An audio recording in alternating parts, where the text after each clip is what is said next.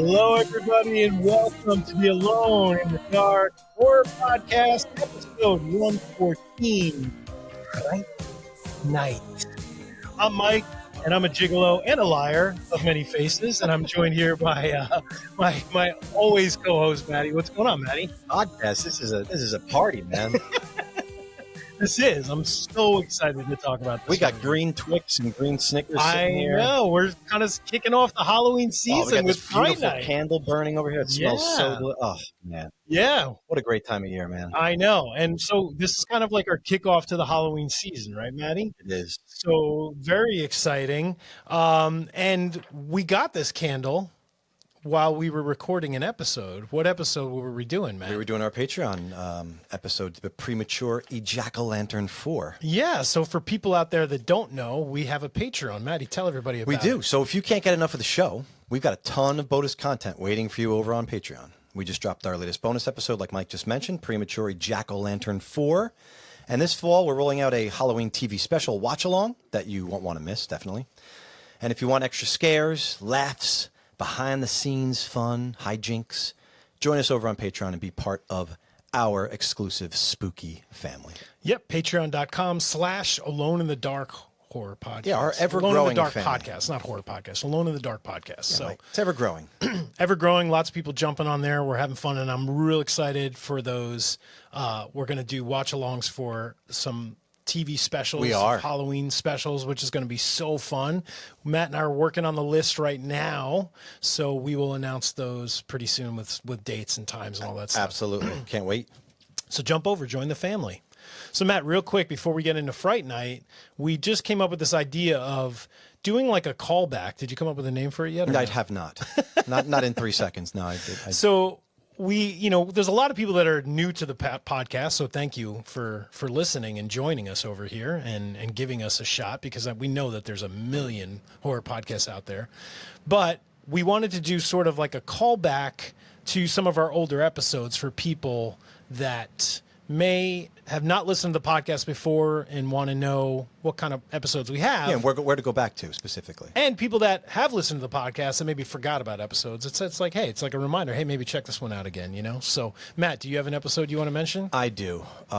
Myself and our buddy out there, Matt Arnett, one of our good buddies, really, really love this episode. Episode 41, WDARK. Yes. The Hits of Halloween broadcast. So that's essentially where Mike and I wrote kind of an original narrative. Yes. Where he and I play radio DJs fighting for a job. Yep. On Halloween. And Yeah. we're playing some of the greatest horror hits or whatever. Right. And it's a story that unfolds over the course of that. By the way, the reason I bring this up is because currently, right at this moment, we are writing and getting the sequel ready.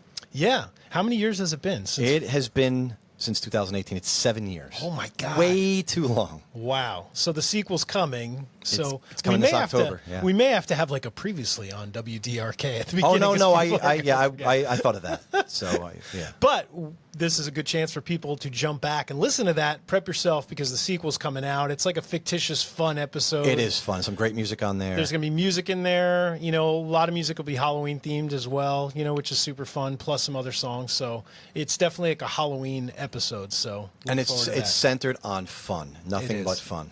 So you're going to enjoy that.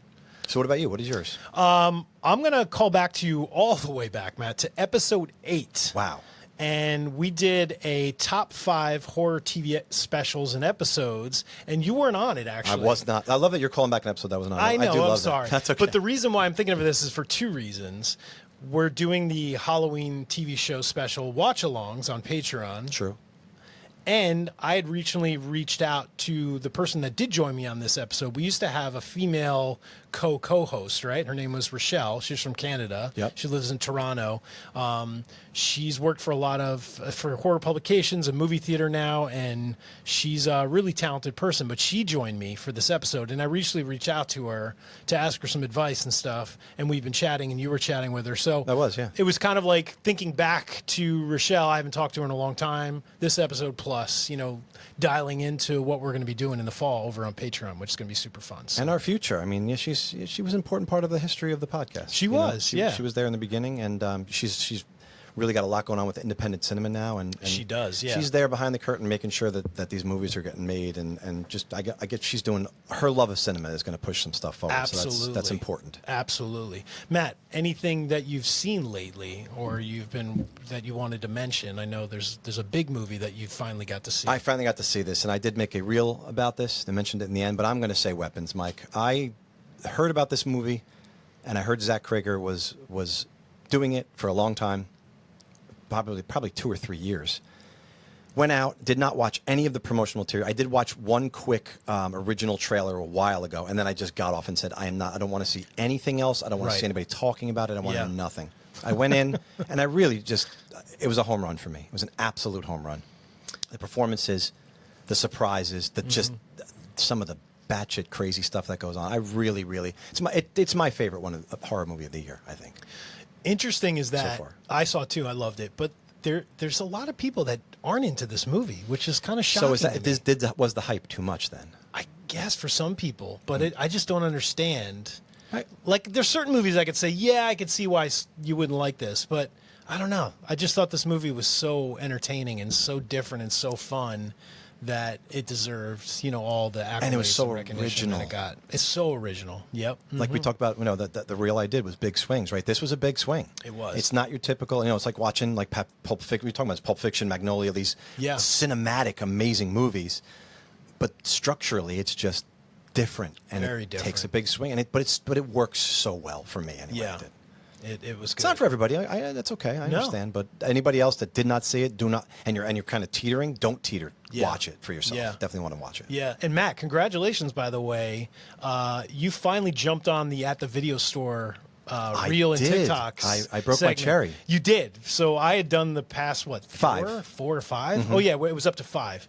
And you finally came up with that idea, and you made one. And, dude, it's really, really good. Oh, Thank thanks, you. man. Yeah, it Thank was you. good. Oh, you don't have to clap. No, That's but I really, it was really funny. It was good. Well, And, thank you for helping a lot me of, make it. No, and Appreciate a lot of people are seeing it. So if you haven't seen it, jump over to TikTok and follow us there. Oh, we're gonna be or continuing that Instagram, yeah. feature. Yep. Yeah, plus a reel tonight that'll be promoting this. We kind of missed Jaws too, but Fright Night, there's something fun coming for Yeah, everybody. Bruce had to stay in the shed. We couldn't get him. We tried, but we couldn't rent Bruce for the promotional reel. We couldn't do it.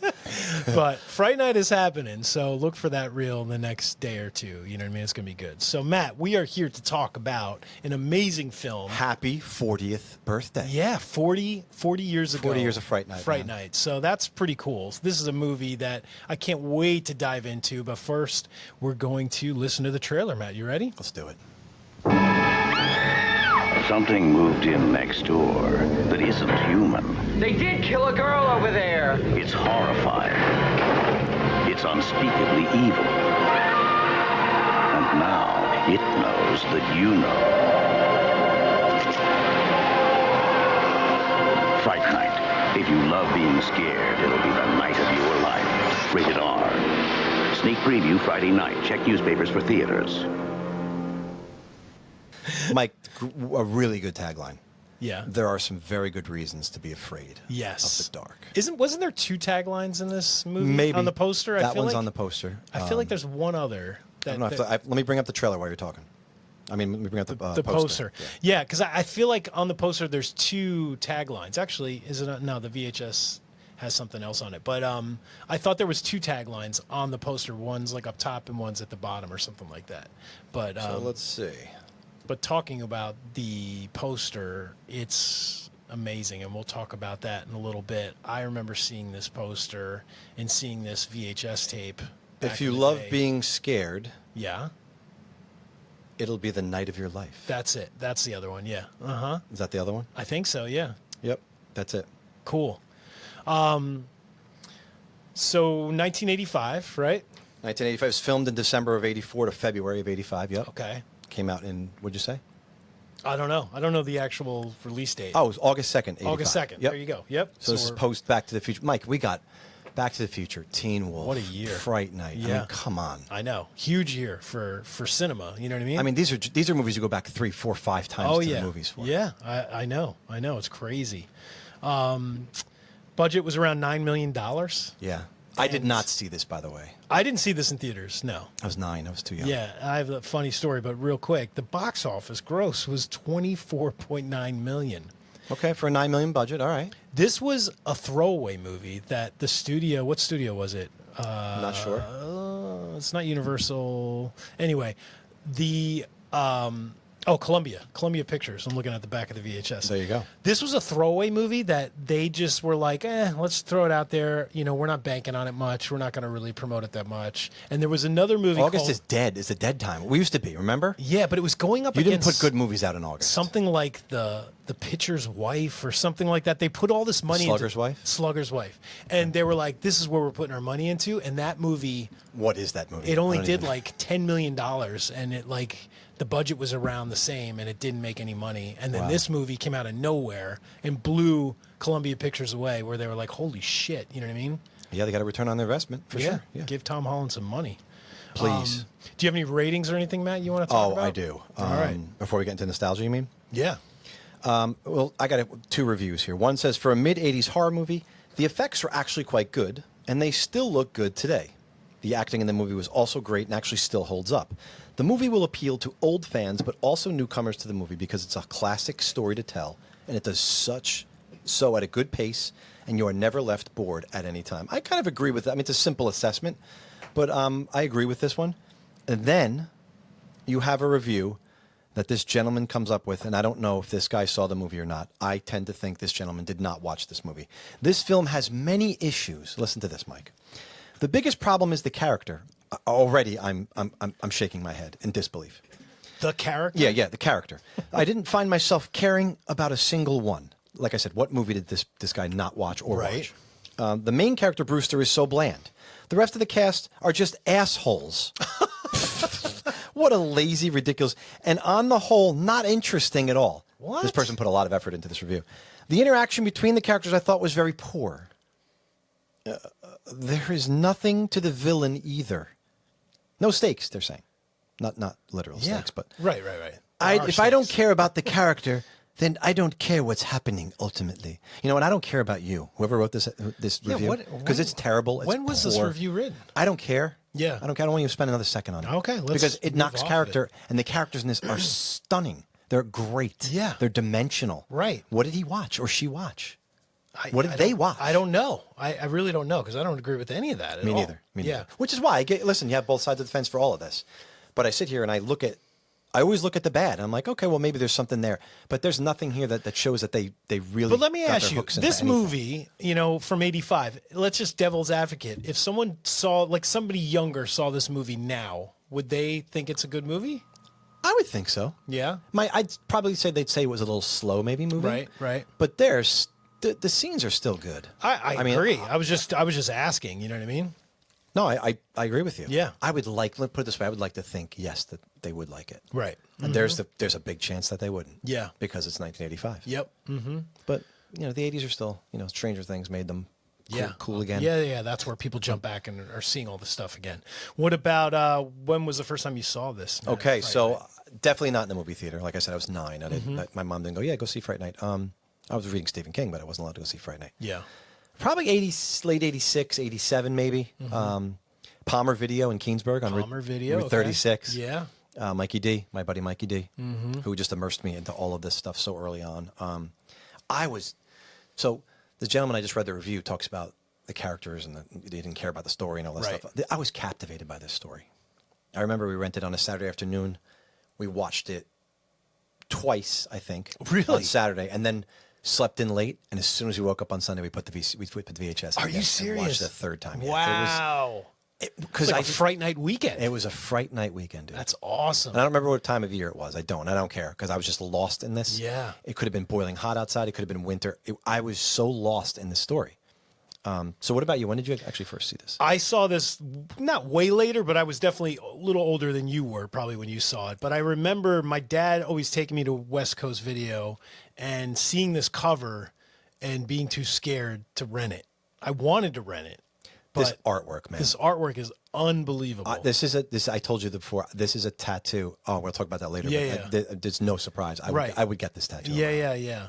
I really would. But this poster artwork is great, but it freaked me out as a young kid. I was probably like 11, 12, something like that. And I was so curious about what Doesn't this it look story... like a Stephen King story? It looks like something. I don't know. Just a house in a small town Yeah, type of a thing. it looks like a New England, like, Yeah. Victorian house or something. And then just, I guess it's Amy that they sort of base this Yes, image on. yes, definitely is. And that's what makes me laugh. It's like Amy's on the cover, but not Jerry Dandridge. Not Jerry Dandridge.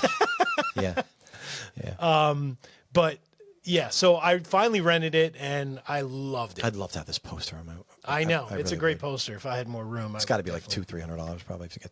if you got the original, sure. But there's Yeah. got to be good reprints out there, Yeah. But, 27 by 41. Oh, I'll get it. But I fell in love with this movie, Matt. I really just loved it. I just loved it was felt like an Amblin movie, but It did. Definitely had some Amblin but stuff. darker. You know what I mean? A little darker. But we'll talk about it later. But the tone of this movie is really special. Tom Holland did a great It has job. Hammer stuff in there. It has it touches on all the best of all the good eras of Right. the vampire movie. Yeah. Really, I really think that Tom Holland, this is a love letter from him. Yeah, and for me, I wanted to be Charlie. You know what I mean? I really wanted to be Charlie because I just loved his love of horror and his friend Evil and, like his girlfriend Amy. Like, it's just, I want to be a part of that crew. I wanted to be like just where they are Yeah. at that time and place. Yeah. Immersed in that world. Yeah. Totally. Absolutely. Let's see. So you talked about some reviews, but Fright Night currently holds an 83% tomato meter That rating is on high. Rotten Tomatoes. That is really high. And its audience score is 76% for over 50,000 ratings. Wow. Is that the spilled popcorn bucket? Is that the rating they do? Is that Yeah, that's like the audience. Audience, right. Audience ratings. Yep. Mm-hmm. Yeah. So setting, Matt. We can talk about the setting of this. I don't know about you, but So does this feel like it's a block away, a couple of houses away from the Burbs? Because it pretty much is. Is it the same it set? is. It is the same. It's A a block. lot of It is a stuff is- back lot, but that's the same. It's a block away, I think. Yeah. It looks like the exact cul-de-sac as the Burbs. It absolutely does. Yeah. Yep. No doubt. No doubt at all. Yeah. It's a lot. It's a set on the lot. Charlie's house is great. Oh my God. And then obviously, is the Dandridge's house like the Cloplex from? That's what I'm saying. I think it is. It might be. They I'm might not just even kidding. redesign the front a little bit. I don't know, but how funny is that? They also filmed a couple different places. Laird International Studios in Culver City.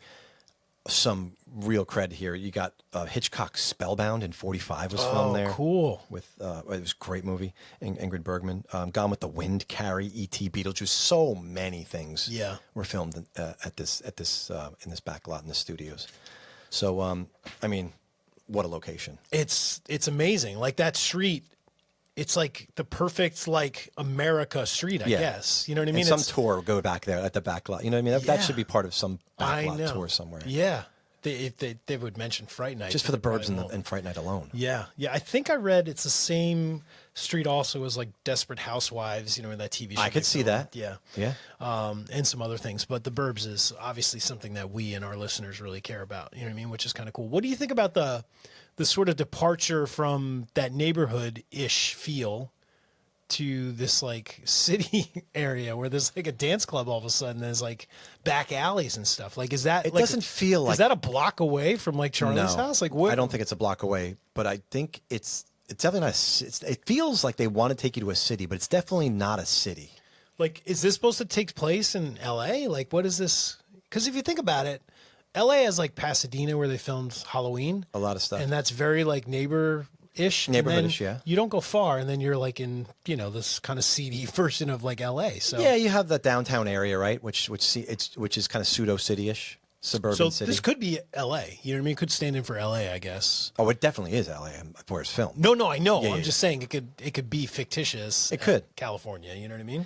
Yeah, but I mean the club. It seems like a big club for a People. neighborhood like that. Well, yeah. There's a lot of people there. Yeah. Yeah. It's unbelievable. Anything else you want to say about the setting here, Matt? But that's interesting that you bring that up, though, because that's the one thing that it's not that I don't like it, Right. But it does take you about it does stretch your disbelief does, a a little bit. little Wait, bit. what? This is here, right? Because you're here? literally in that house Yeah. and in the neighboring house. You know what I mean? Like, So if Charlie opens his windows, right. is he gonna, is he gonna Yeah. hear some kind of like Right. beat, some 80s cheese But think beats or about what? this is different. But think about another favorite of mine, Monster Squad. When when he goes out on the roof to watch the movie, there's That's like where you could see. That's L.A., right? there's like a city in L.A. and stuff. Yeah. So I technically it could be like that sort of location. You know what I just mean? picture Charlie opening, and the Mary Jane girls are playing like in my house. Yeah. Right. It's like, oh But my god. It's playing at the speaking of locations, you got confused because we talked about this the other night. The scene where Amy puts the cheeseburger in Charlie's face. Yes, I did get confused. You thought it was the The cafeteria. school cafeteria. For a minute, I did. For some And reason, then my I mind was second there. guessed myself, and I went back and watched, and I was like, no. It's like a a diner diner, or yeah. something like that because it's huge, it's big, and that's Yeah. the other thing I wanted to mention. There's a lot of kids at this high school and in this diner scene. You know, when they show the high school, there's like a ton of kids. This isn't like a small high school like where I teach at. You know, this is like a big area. Yeah. And there's like a big population because they show that diner scene. You look, there's like a long shot and there's like kids everywhere and Right. there's like tables everywhere. It's Yeah, and they're big. not. They're real. They're real people, obviously. Yeah. So that's what I mean. This is definitely a densely populated, you know what I mean, area. So So I was right. For some reason, my brain it was in the cafeteria. well, yeah, sometimes you just see that and it gets I stuck know those in high your schools head. that some of them had the TVs in the corner. You know what Yeah, I mean? yeah, Like yeah, up, you know. totally. But So- that's totally fine. Yeah. But I let's. Do you want to go into scenes? Yeah, let's do it. I'm excited. Tons of scenes to talk about. Yes. I would choose every scene in this movie if I could. It's just one of those movies where it's hard to pick single scenes, but we're going to do that because we have to move this along somewhat. Of course. Yeah, we have. So to. let's start at the beginning, where we always do. Yep. And we talk about the importance of beginnings. We always mention Rear Window and saying so much without saying anything at all. Right. Right? And like the use of like a floating camera too. Absolutely. Does this satisfy your beginnings for movies? Oh my God, I love this scene. Right? Charlie, Yeah. You're obsessed with Charlie's bedroom. You've told me this many times. Oh my God, I'm so obsessed. Yeah. So here you go, right? You're showing like this is who Charlie is without saying a single word. Right. You get a great impression of, okay, this is what this kid's into. This is the kind of kid this is. But I love how they kind of hold back and you hear these voices talking and you're trying to like pick out what they're saying and you think it's somebody in the room, but It's then the TV, right? But then you realize it's Yeah. the TV and it's like this vampire movie. Right. You don't even realize Charlie and Amy are there. Right, because you don't see them. Which is which I think that's part I of love the reveal of that. Absolutely. And then you see Charlie and Amy on the floor next to the Fumbling around. Yeah. Like awkward teenagers. Right, yeah. So I love that it sets up Charlie and Amy's dynamic, their relationship dynamic immediately, Mm-hmm. right? And it wastes no time because then Jerry's moving in. Like it's immediate. Yes. It literally Gets right to the story. And this is what we always talk about story, how important it is Yes. to just get right to it. I mean, the coffin's being carried in the first scene. Yeah. Charlie looks out the window quickly. Boom. Why is he not paying attention to Amy? I don't know why he's so distracted. He must have heard something, I guess, or I'm trying to Even remember. if you hear something, Amy's on the floor. She's Right. waiting for him. I mean, come on. He's distracted. I don't know. Matt, I'm having one of these Twix. You right go here. for it, man. Ghoulish So green. he's watching way too much. Well, he's really into horror. We've established that. He because is. Amy's like, look, it's Peter Vincent's on Peter TV. Vincent, he's watching way too much Peter Vincent. Yeah. But just the fact that it launches immediately, the coffin's being carried, already Charlie's paranoia is dialed up. I love that so much. We've gone from introducing him to now this new layer automatically, and you know why. Like, he's into horror, but bam, this is what the hell is this? A coffin's moving in And next the door. coffin looks almost like extraterrestrial. Do you ever notice that? It's like these weird like curves and like It's beautiful. It's gorgeous, but it's like- etched oak or some heart. but you- Yes, it looks like you could see it in like a new Alien movie or something. You know what I mean? Look, it's carrying xenomorphs. Mm-hmm. Okay. But yeah, it's cool. But the audience is right there. I mean, you're launched at this. That's why I think if somebody says this is slow, how? It gets the right way- to it. Yes. Yeah, I there's agree. that famous saying that I teach my kids all the time: get in late, get out early. And I love that. And that's As this an movie- editing trick, right? It's just that this movie's like story wise is like boom, we're getting in late. Like here's these You're two already in people, the middle of it. and look who's moving in. Right. Boom, It's beautiful. done. Do you have anything else to say about that beginning scene? No, I love that scene. Love it. So Charlie and his binoculars. This is the first time Charlie sees Jerry Dandridge. It's a revelatory moment, Mike. Not for the reveal of the woman's bare chest. That's not the revelation I'm talking about. But this is the moment Charlie gets confirmation, Mike, that who is next door? What is next door? Right. What is it? What's the next door, Mike? It's Jerry Dandridge, and And he is a... he's a vampire. Yes, and we get confirmation of that. First, he sees the fangs bareback, ready to plunge, and then the greatest moment.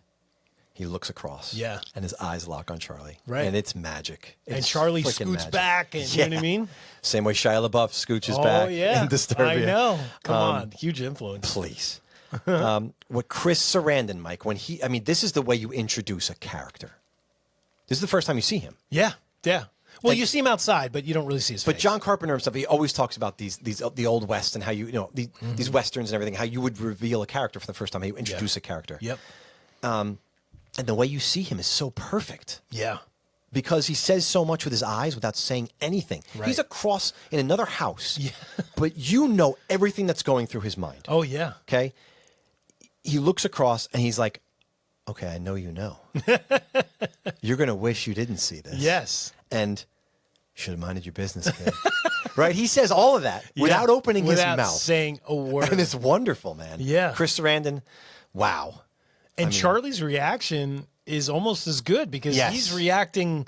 You know, the look on his face is like, what am I Ragsdale seeing does right a now? great job in this scene of really conveying this fear. And Right. This, oh, shit. Is this real? Is this real what I'm viewing right now? And, yeah. and I should have minded. I should Yeah, I have should've just mi- kissed Amy, damn it. Yeah, exactly. Yep. I'm going down a rabbit hole I don't want to go down. And then, Mike, the best part of the scene is the threat.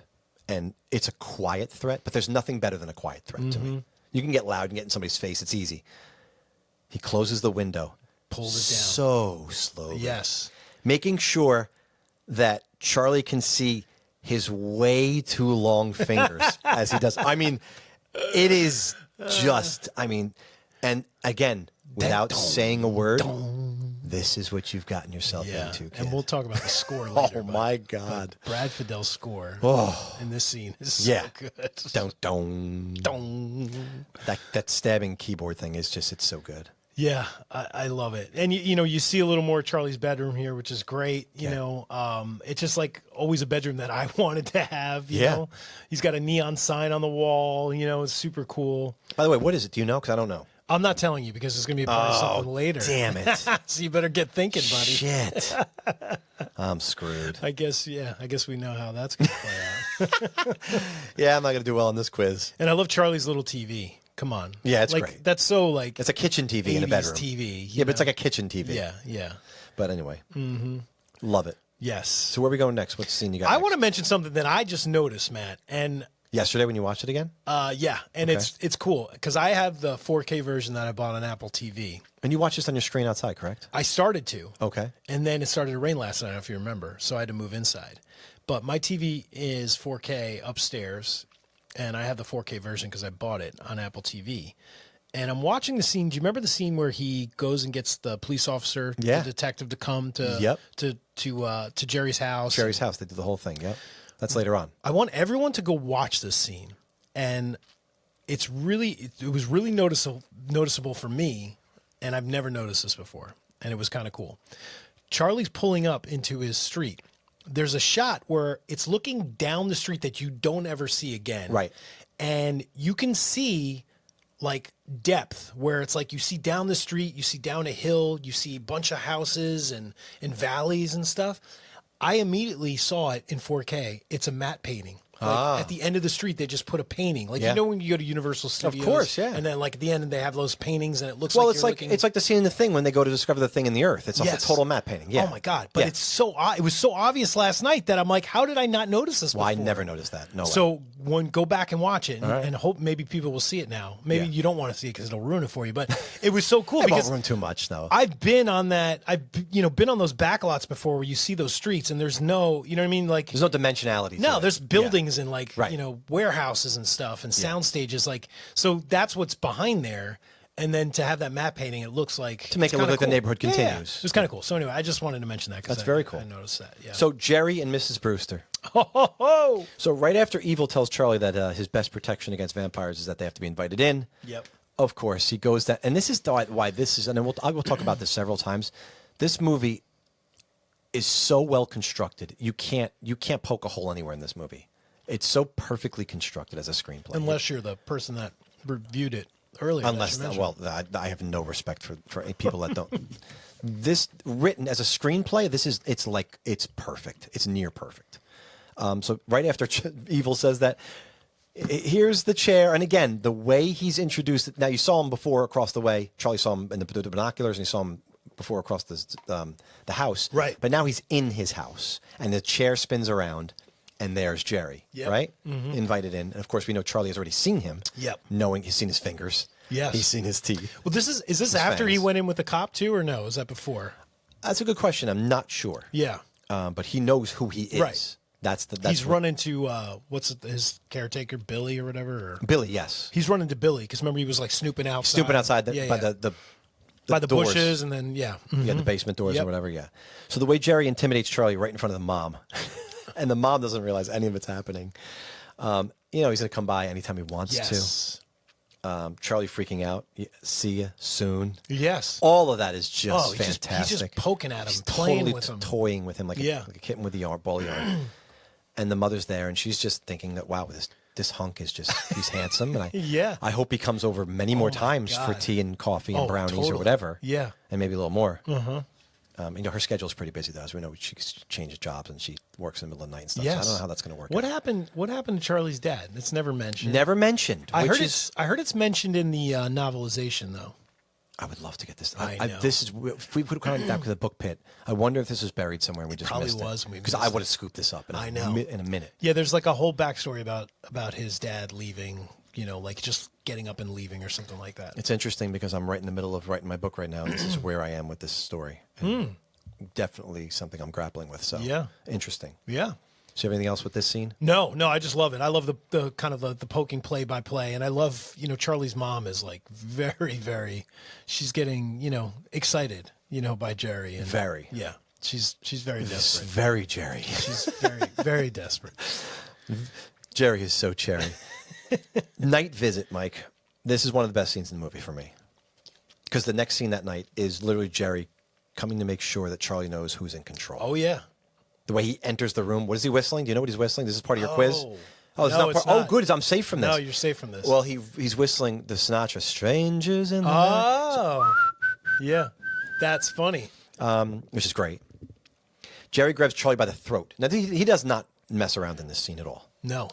We wouldn't want to wake your mother now, would we? Now, this is hysterical. We wouldn't want to wake your mother, he says. And then he continues to hurl him into the doors Yes. to make the largest racket you possibly Right. could ever do. Yeah. So, Jerry, if you're trying to be quiet, maybe you should throw him, like, I don't know, across the room onto a soft bed. onto or a mattress or something. why into the closet, I know. crashing through the closet. I know. But, And when he comes in, doesn't he he's staring at Charlie's mom? yes. He Well, comes in through her window. I think he does come through her window, Yeah, yeah, yes. And, yeah. and he creeps his way out of the hallway that way. But again, Charlie's sitting on the floor after he's been thrown. What game is above his head? The game of life. Oh my God. All this symbolism. Falls down and hits him in the head. Never it falls noticed down on him. That's But awesome. little touches like that, Yeah. you can't make that stuff up. I mean, No. it's just great stuff. It's so good. But how ferocious, like how gentle and kind of passive aggressive threatening he went downstairs in front of mom. You can see like this shit got real Yeah. quick. Real quick. Let me ask you, do you think if Charlie backed off, do you think Jerry would have left him alone?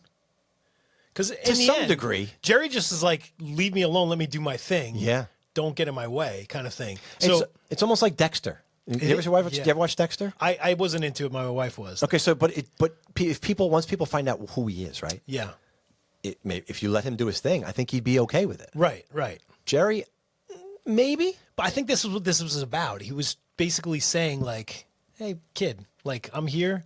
Don't fuck with me, and I won't fuck with you." I think he would have been okay if he would have just minded his own business. Right. But we've had the greatest. No, I know. I'm just saying. Movies ever made. I think that's what this meeting was about. He was going over there to give him a little shove, like "Don't fuck with me, leave me alone," kind of thing. And if you were Charlie, because you wanted to be Charlie, you wanted his Yeah. room, you wanted all these things. oh yeah, What are you doing at this point once he pays you that visit? What are you doing? Are you going to continue to up your game with your investigation? Or are you backing the F off? I don't know if it's a vampire though, I would just be like, Well, your curiosity would Yeah. really get the best of you, but Right. you wouldn't be like, oh shit, I better back I off. probably would. Would you? Yeah, Yeah. I think so. But I think eventually it would eat me alive. It would. I agree.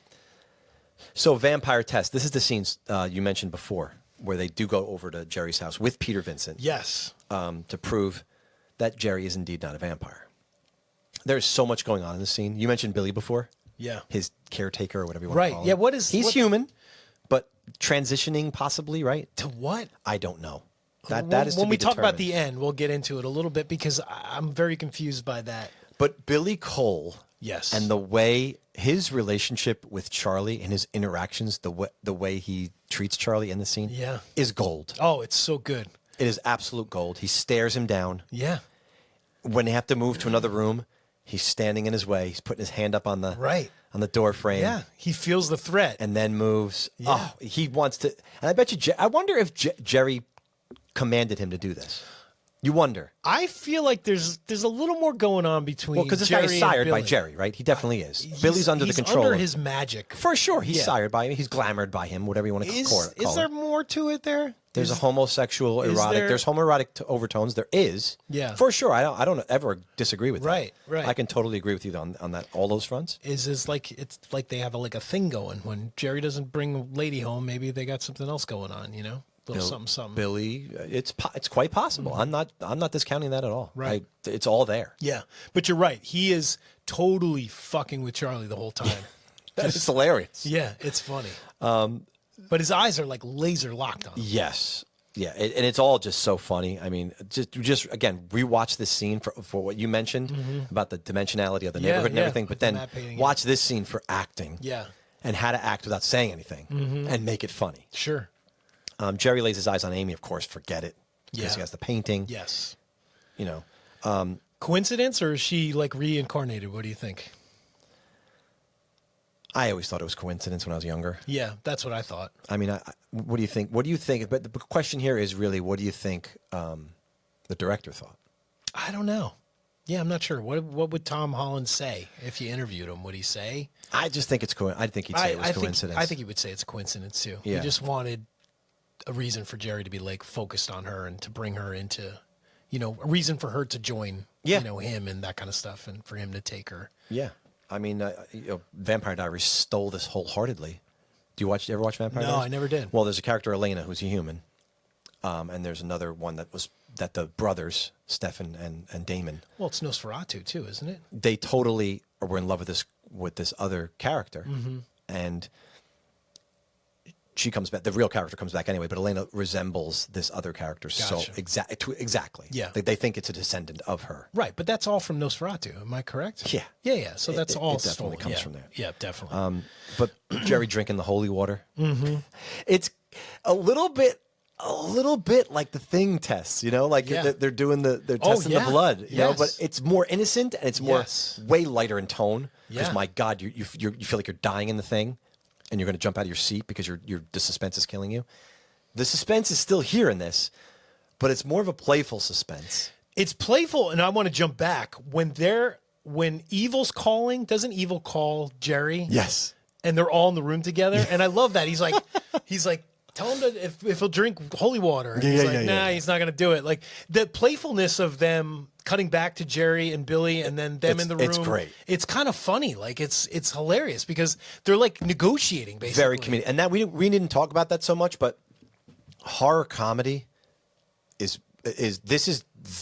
one of the greatest horror comedies you'll ever It's watch in your so- life. The tone of this The movie. tone, Yeah. the balance, and the Yes. way it's executed is flawless. Yeah, it's a masterclass of. It's flawless. Yeah, it really is. I Because agree people with get lost when they try to humor. It goes too far. Yep.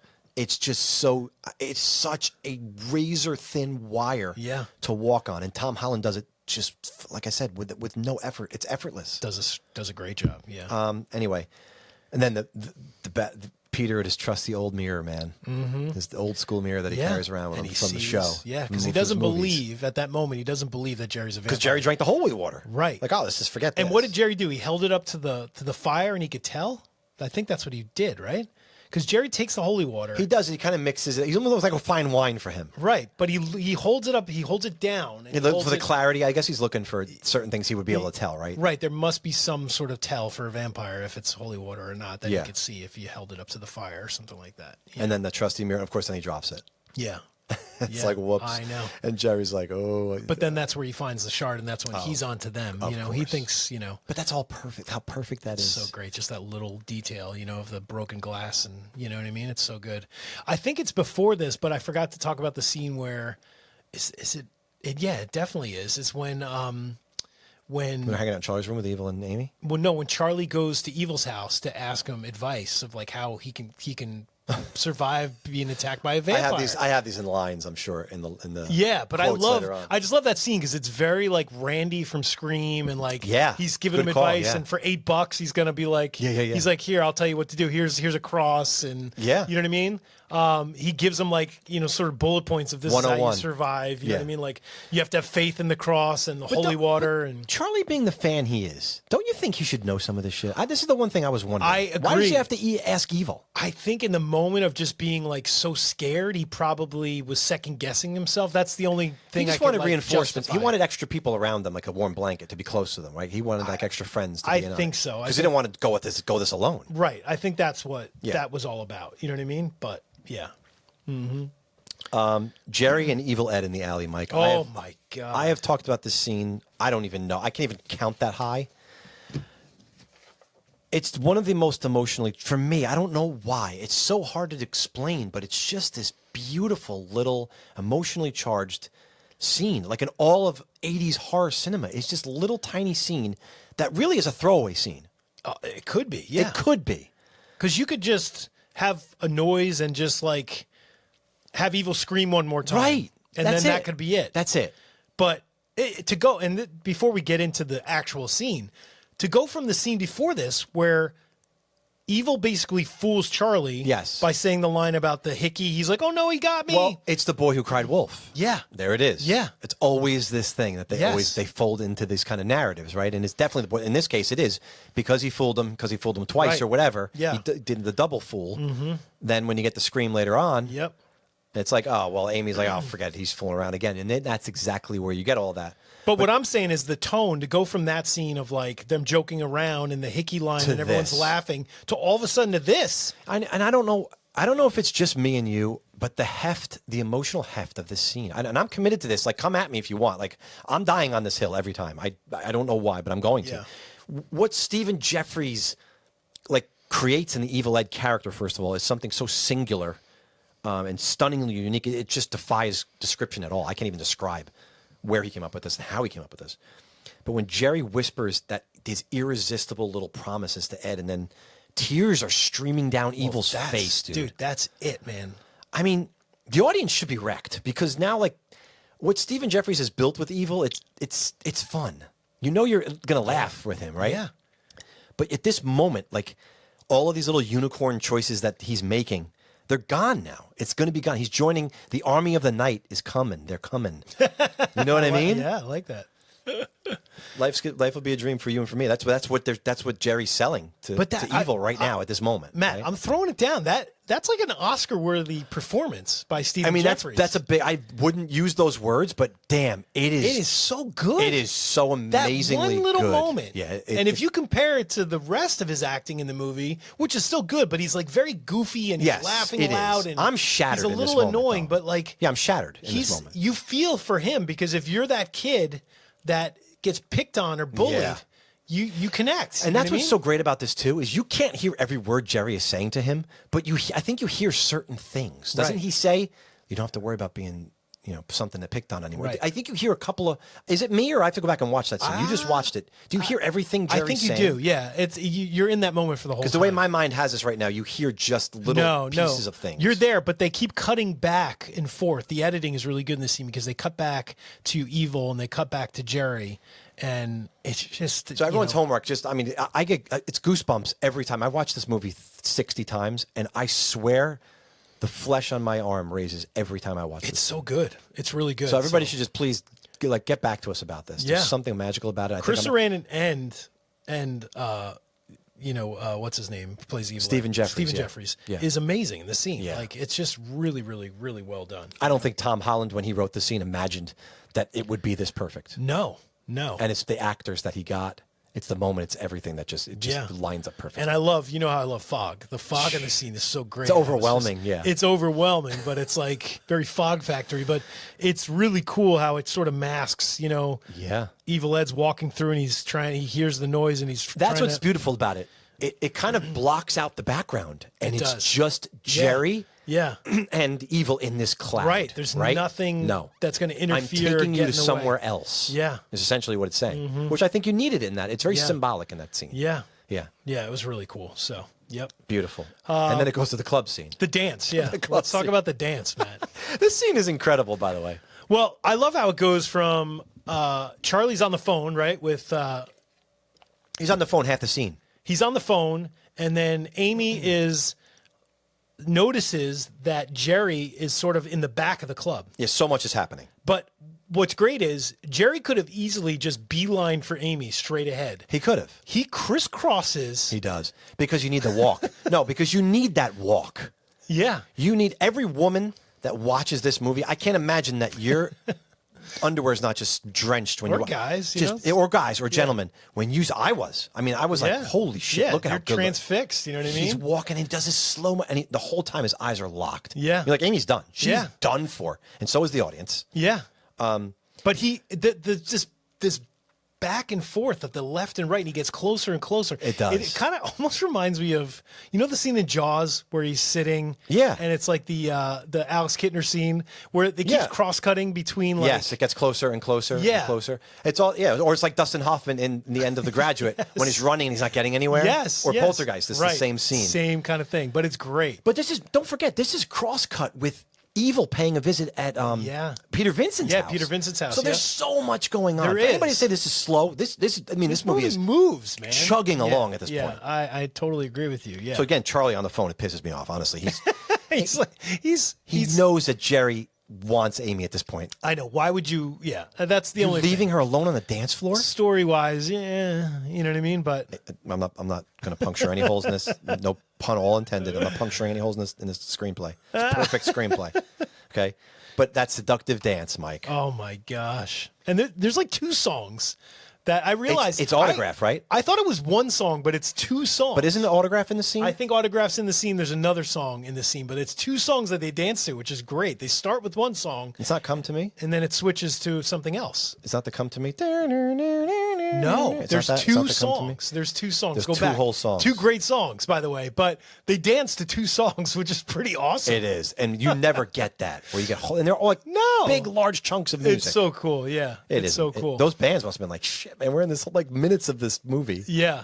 My favorite part of the scene, Matt, is when they start dancing and Jerry's like, he has her, right? But then all of a sudden he goes in to like bite her neck and Amy like does this like move and Yeah. she's like, no, you can't have me yet. But she's like, this blouse is very expensive.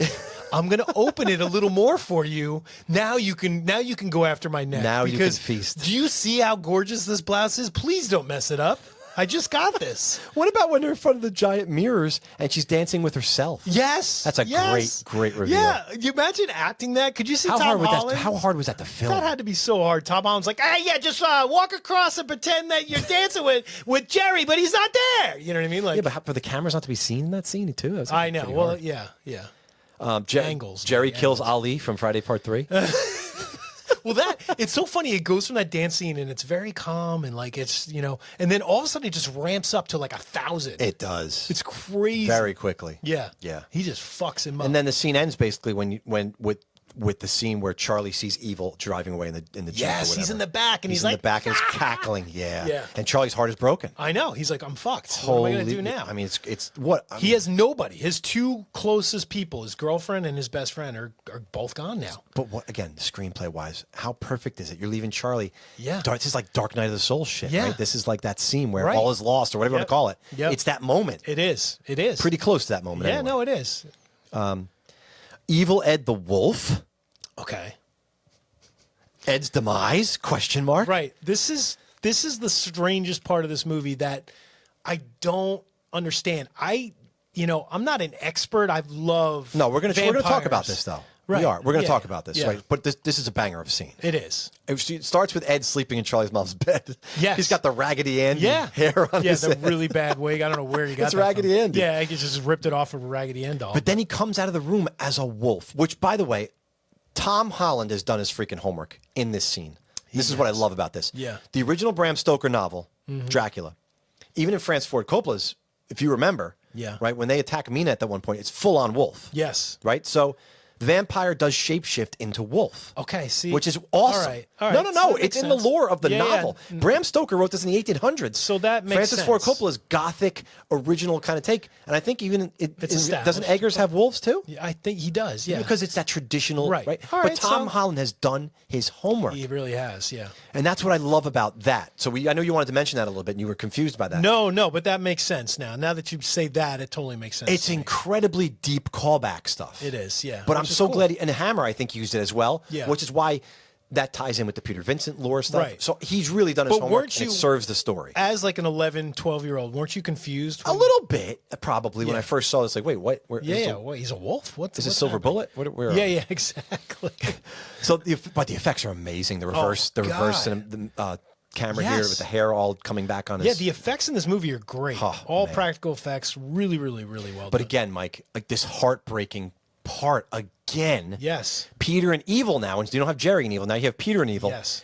They're reaching out toward each other mid transformation. Oh, now, my Roddy God. McDowell, my God, his depth and humanity in this moment. Yeah, because he reaches out and he Yes. pulls back. He's like, he doesn't know what to do. It's got it's subtle humor even in this scene, but then you have the scene where he's reaching out, Yeah. like this is a child, Right. There's Yeah. a child in Yeah. front of me, Yeah, yeah. and screw who I was and my money and all that other stuff. Right. There's a kid dying in front of me potentially, and it's absolutely it's impossible to convey what these actors are conveying in you this can movie. see his characters confronted with, did I just kill a teenager? Like, Yeah. what did I just do? Yeah, I Like, mean it's dark stuff. he's like, can I stop this? Like, how am I going to live with myself after Yeah, this? Yeah, it's I know. deep, man, Yeah, it really is. and it's all pulled off beautiful. Oh, you're so cool, Brewster. Yeah, I don't think he was saying that at the end He of the wasn't scene. then, no.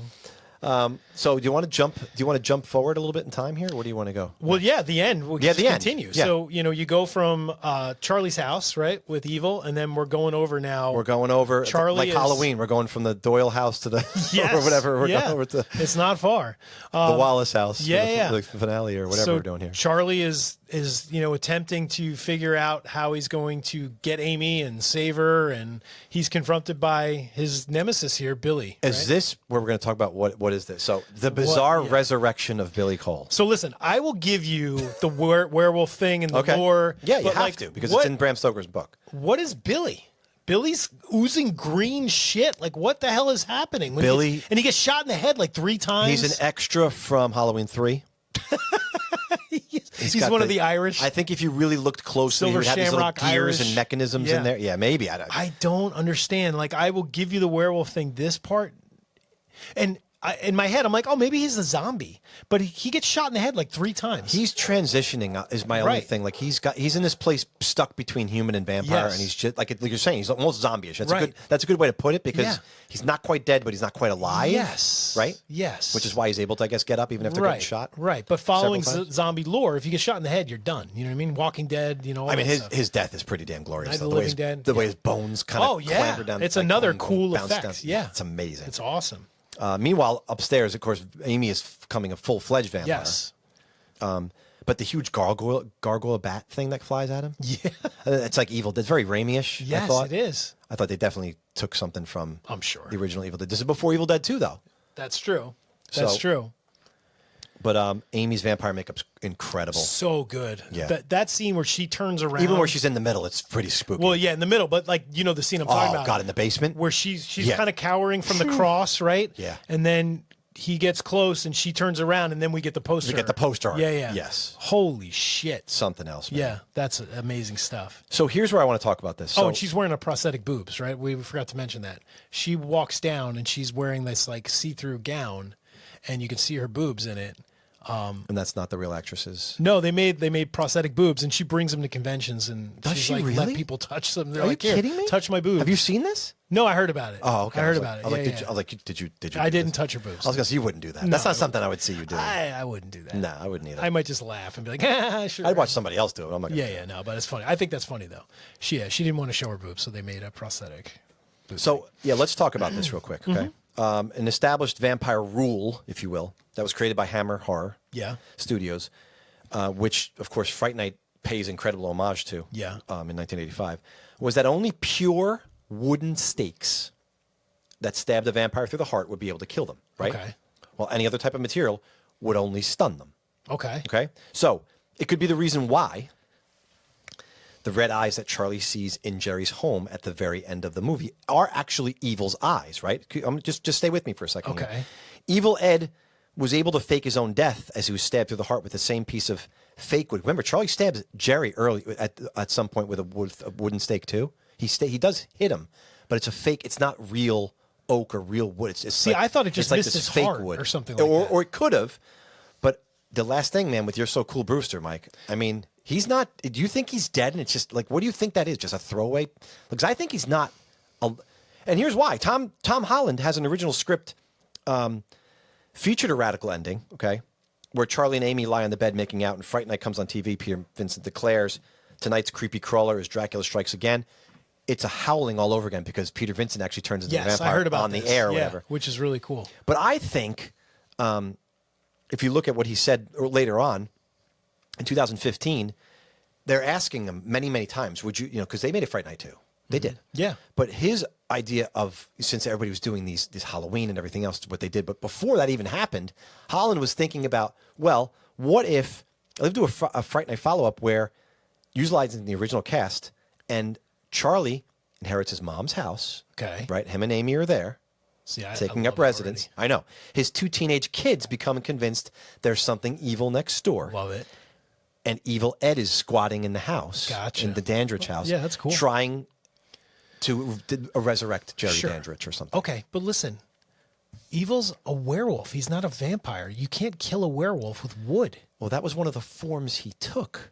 He was a vampire because we saw him, and we saw him in Peter Vincent's thing where he gets burned with the cross on his head. Yeah, that's He's true. vampiric. Yeah, He's yeah. definitely a No, vampire. you're right. He You're changes right. shape. Okay. Jerry becomes a gargoyle bat. I mean, listen. Okay, there's shape shifting going on in this Okay, movie. all right, They establish all of that. Right? Gotcha. So you're saying that pure wood wasn't used. Either it was not pure wood that he was stabbed with, or like you said, he missed. Either or. Yeah, but he transformed back into like his human form. Otherwise, so what is the end? Otherwise, the end is senseless. it is. But It's stupid, honestly, if you think about it. I want to believe that because that makes it way cooler. You know what I mean? Yeah. Instead of just like blinking eyes and Because what is that otherwise? Yeah, it's is just it Charlie's imagination? It's just throwing in evil, saying you're so cool, Brewster, one last time. You know what Why? I mean? Yeah, it was just such a good line. We had to put it at the end. Although, to me, it cheapens it if it's not actually real. I don't know. I just feel that. Oh, you're so cool, Brewster. Oh, I missed that guy. It does. So what do you think of the false ending here when they're upstairs and they stab him? Jerry, is this what you're talking about? And then he like pulls it out. Basically. Yes, that's what I'm talking about. But then you would have thought it would kill him, right? Yeah, and Peter's like, you're out of time. That's what I'm referring and, to. The sun's rising in the background of that stained glass window that's broken now. But that's when I'm like, oh, this is it. This is the end when I was a kid. And then no, he Right. gets away. Exactly. Flies downstairs. And then that's right? when they have to break all the windows and do what they do, which is a great ending, by the way. I love that ending. No, better I love anyway. it too. But I love like the hidden door in the basement, like this really cool things. Like it's cool because you think it's over and you're like, no, there's like a whole battle that's about to happen. Absolutely. And then what's funny is, do you realize who broke the first window? No. Jerry. Jerry did? Jerry takes the wood out and gets Oh, mad and he he throws throws it and it breaks the window and then the light starts coming in. That makes and sense. that's where Peter and Charlie start like breaking all the Right. glass. But I love the illusion of hiding in light. People So trying do to, I. Yeah, I love that. And Me that's too. so cool how like there's like these little areas they could Shadow, stand little in. pockets of shadow, Yeah, yeah. which was so clever. I thought Yeah. that was really cool. Yeah. Yeah. You should watch The Vampire Diaries season 1, honestly. Well, Kevin Williamson, right? Kevin Williamson, Yeah. Mm-hmm. who adapted it from L.J. Smith's novel, and Amy Pleck is the other producer and developer. Yeah. Good team, but they took a lot from this stuff too. A lot of this vampire. Yes. lore. They went in a different direction. Before we move to characters, Matt, Jerry's death, his actual death, where he sort of like turns into this like skeleton Goo or- thing. yeah, Did skeleton. you get like Stripe from Gremlins kind of vibes? Yeah, Because definitely. definitely. If you watch it and think about Gremlins, that Now, scene totally reminds That's me a of good that. callback because this is right after that. Think Yeah. about it. This is filmed in December to February. So Yeah. Gremlins is literally on their minds. They Yeah. all went to see it Yes. during the production of this Totally. movie, right? Totally. Yeah. So absolutely. Yeah, that whole when Jerry's just dying at the end, he's like Great totally call. dead, and he's like sort of shrinking, and the skeleton's shaking. Yes. and it's totally Stripe. Yeah. I love it. All right, characters. Who we talking about first? Tom Holland. Okay.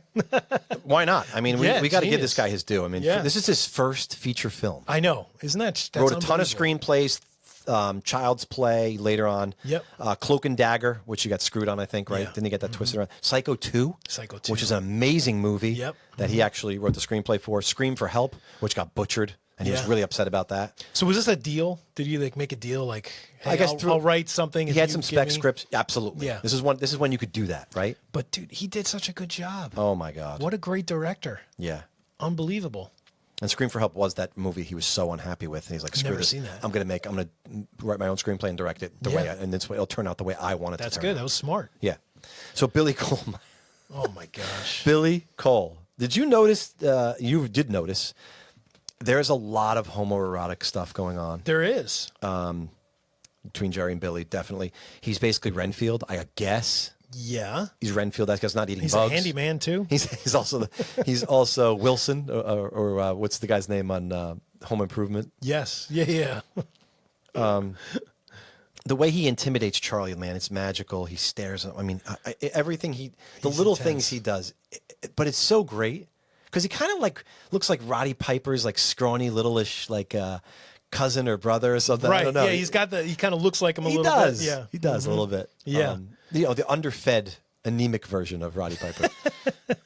But he's great, man. His actor, whoever he was, did a great job in this movie. It was a great find for Tom Holland. Yeah, it was great. And you could tell that he was definitely under Jerry's spell. You know what I mean? Oh, yeah. And I think he definitely was Jerry's love slave, you know, like Yeah. Jerry needed something built in the house, Yeah. like a fake door or whatever, he would do it. Yeah. But even if he was like, you know, maybe one night Jerry wanted some pizza after he had one of his Maybe. lady friends. So he sends Billy out for a large, you know. But Billy, don't forget, no garlic. Well, listen, we don't see every room in this house. He could have Christian Grey's fucking room off to the side. We don't know what he built, but Yeah, he could. He could. Yeah. He There's was busy. bondage. There's a What lot is of he stuff doing going all on. day. You know what I mean? That's true. He's got to be. Man, It's a lot to do. And you know, Jerry has an insatiable appetite. It appears.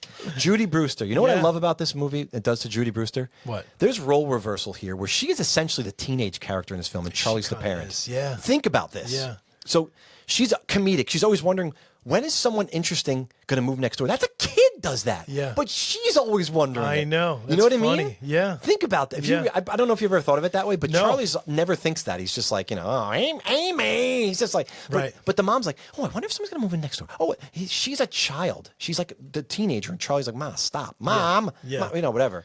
And then she goes to work the night shift, but it's really, she's like the kid who stays out too late, leaving the parent to deal with all the real stuff, real Right. shit that Yeah, goes on in the yeah, house. yeah. She's like the kid that goes out. But think how genius that is writing wise. It is. Tom Holland's like, I want the mom in it, but I really don't want her to be a huge part of the story. It's perfect. This is what I'm saying. This screenplay it's locked. It's in, man. Yeah. It's so good because that is good writing when you can do that and create Yeah. a character of a mother Yep. who's a great character. But then it's basically role reversal because Yeah. Charlie has to make all the tough decisions. He has to deal with all the shit. Right. And she gets to go to work and wear her little thing that blocks the sun and the little night. Yeah, her nightshade. Her nightshade. It's Yeah. crazy, but it's great. It It's- is great. That just proves Tom Holland's a genius. Yeah. She's a sweet woman, Matt, you know. She But- is. But admit it, she needs to get laid. She definitely needs to get laid. She definitely does. I love agree it when Jerry is in the house the first time and he says he's going to pop in anytime ever he's messing with Charlie. Yes. She responds, and all of a sudden we're watching like a softcore porn film because she's like, "Oh, Jerry." Oh, it's like the end of Van Halen. Oh, Jimmy. Yeah, exactly. Top Jimmy. So Evil Ed, Mike. It's time to talk Evil Ed. Yeah. Forget Brewster, Mike. You're so cool, Ed. Right? I mean, that's what he's. Oh, you're so cool, Brewster. He does something so rare in horror films of any era. He makes Ed this memorable character. Yeah. Well, his laugh alone is memorable. His laugh is, but his unique choices, and this is what you can do all the research you want. You'll never find this out, unless you ask Tom Holland.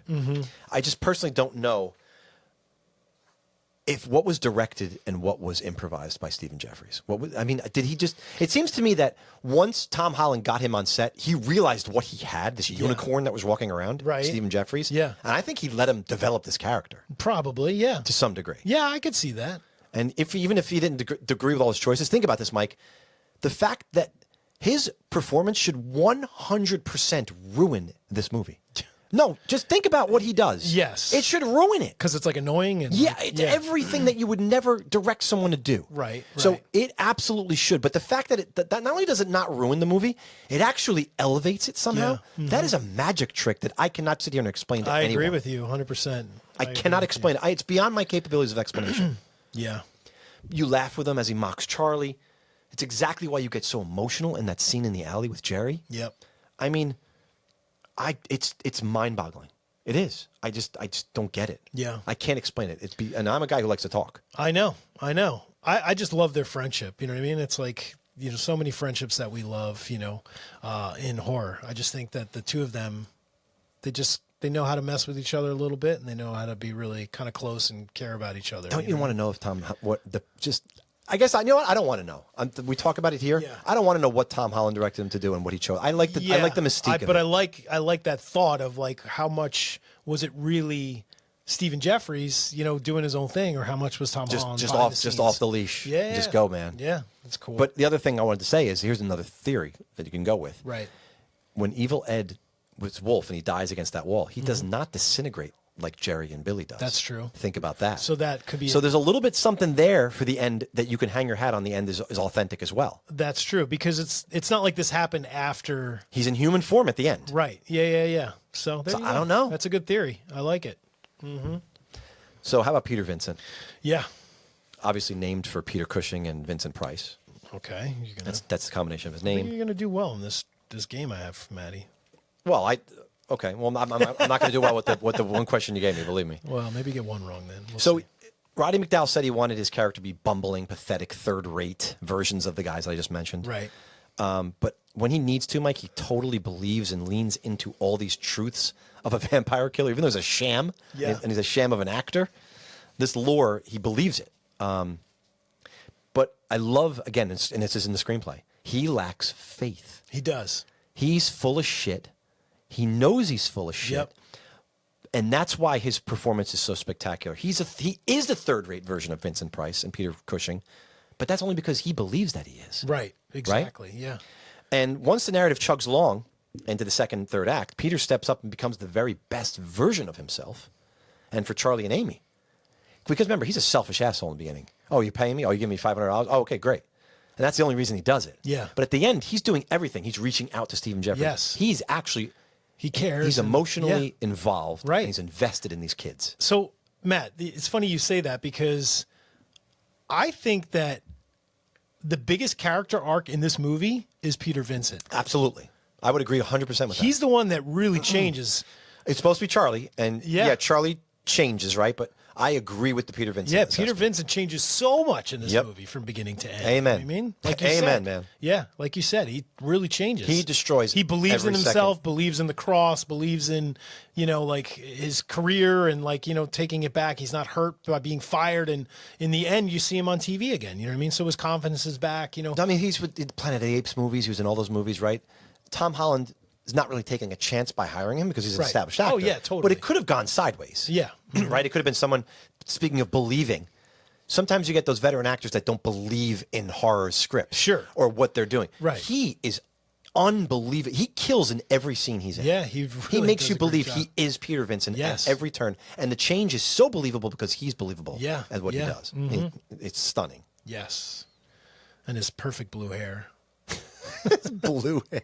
His blue hair. It is bluish. It's a little It's grayish over the blue. top, It is. Amy. Yeah. Amanda Bierce. So she's what was the show she went Married with Children? Right? Married with Children, yeah. She Yeah. was the Marcy? sister or the What is she? neighbor. Or I She's the forget. neighbor. Neighbor, His yeah. wife, right? Steve's wife? Yes, I think so. Marcy. Steve and Yes. Marcy, yeah. She was the last actor cast in this movie. The director couldn't find the perfect girl next door. That's because he needed a perfect woman next door. She was 27 when she made this movie. Yeah. So it's not about being pretty the girl obvious. next door. Yeah, it's it pretty is a little obvious. obvious. Yeah, she's definitely seems like the oldest teenager, out of the three of them, for sure. So does this story pit her as resistant to Charlie's sexual advances initially? Do you think she's a little resistant, right? Like she's almost not ready? I want to say she's bipolar, Matt. But there's a development here too, like because the reason I'm saying that is because the film can now explore the motif of vampirism as this forbidden desire, right? She desires Charlie, right? She's just maybe not ready for it, but Yeah. But as soon she becomes this fully bloomed sexual creature when she meets Jerry. Well, Jerry Under the Jerry influence basically deflowers her. He does. Charlie right? wanted to have, sex with Amy, but she's 27. yeah. In real life. Anyway, but she needs more than this cheap. No, let's face it. What's Charlie going to give her? Cheap, quick, passionless, bumbling sex, right? Yeah. I mean, she wants a lustful experience. Jerry is going to give it. Is everything that's advertised. With his pulled out neck sweater and all that. Yeah, pulled out neck sweater. Absolutely. That slow motion walk in the dance. Forget it. In the disco. Forget that. Yes. But that's why. That's the growth of Charlie. We were talking about Charlie's. You were talking about Roddy McDowell and Peter Vincent being the most changed. I agree with that. Yeah. But if you realize that at the end, Charlie does earn her lust. Yeah, he does. Because he's grown up into a man. Yeah, he's taken care of this, right? Yep. He's become worthy of her. Right. In a way. Well, right? he's fought for her now. Yeah, absolutely. But she's an awesome girlfriend, though. No, she is. I mean, she willingly supports his nerdish shit Oh, totally. in every horror fantasy he has. And she puts up with a lot. She does. I was joking about the bipolar thing because she's like, hot and cold a lot. She's like, I don't want to do this. She's mad at him. She's shoving cheeseburgers in his face. What I also love, again, this is Tom Holland. Again, this screenplay is beautiful. Every time she's ready to have this deep conversation and display her emotional feelings, something comes up to distract Charlie. Yeah, the television out the window. The coffin moving in next door. The television in the Right. diner scene was Yeah. perfect example. Yes, a news flash.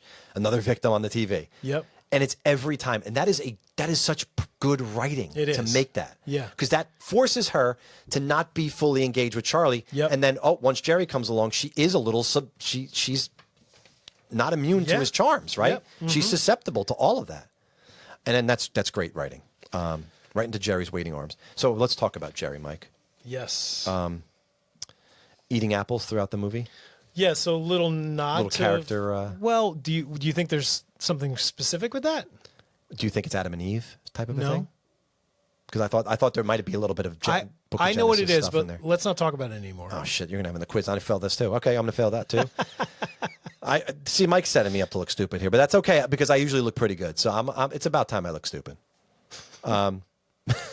Matt, how cool is his acting? It's like he's almost acting like he doesn't want to be there.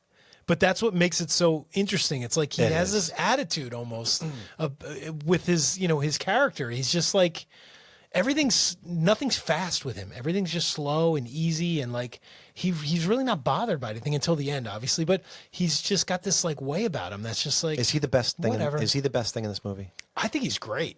I think he's amazing. I will talk He's about very it in a little powerful. bit. He is.